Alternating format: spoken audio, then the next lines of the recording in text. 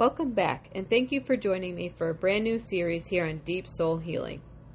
In this series, we're going to explore the astrology of healing, how certain placements in your chart can show you where your soul is asking for growth, compassion, and transformation. Today we begin with the moon. The moon in astrology is deeply tied to our emotional world, how we feel safe, nurtured, and cared for, and it's also where some of our most tender wounds live. The moon represents our inner child. It's the part of us that carries the memories, the needs, and the sensitivities that shaped us very early in life. If you think about it, the moon reflects how we were cared for, or how we weren't cared for, and how that still echoes in our adult relationships. For example, someone with their moon in Cancer may have a deep need for emotional closeness and safety. But if they didn't receive that as a child, they might grow up either clinging to relationships or pulling away to protect themselves. Someone with their moon in Aquarius may need independence and freedom, but if their environment felt restrictive, they might learn to detach emotionally and struggle to let people in. The beauty of the moon is that it shows us not only our wounds, but our path to healing. When we learn to nurture ourselves in the ways our moon needs, we begin to reparent the inner child and create true emotional security. This is where psychology weaves in. Many of our emotional triggers are connected to unmet needs from childhood. The moon highlights those needs. The work is to notice when those old patterns are repeating, and instead of abandoning ourselves, to show up with love, patience, and care.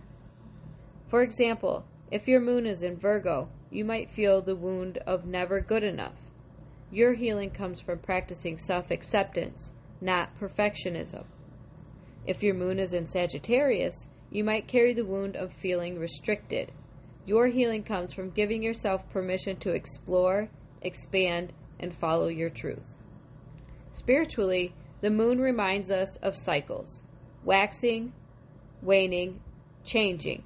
Just like the moon in the sky, our emotions rise and fall. Healing doesn't mean controlling or suppressing them. It means honoring the rhythm of our inner tides, trusting that every feeling has wisdom to share. I invite you to look at your moon placement, sign and house, and ask yourself, what do I most need in order to feel safe and nurtured? And how can I begin giving that to myself today? Even something small, like creating a daily ritual of comfort or allowing yourself to feel without judgment, can be a powerful act of emotional healing. So as we close today, remember this. The moon is not just a reflection of your wounds. It's a reminder of how to care for yourself, how to hold yourself with compassion, and how to reparent the inner child who has always been longing for your love. In our next episode, we'll explore Saturn, the great teacher of the zodiac, and how its lessons, while often difficult, are essential for the soul's growth and mastery. Until then, breathe deeply, honor your emotions, and remember, you are worthy of the love you seek.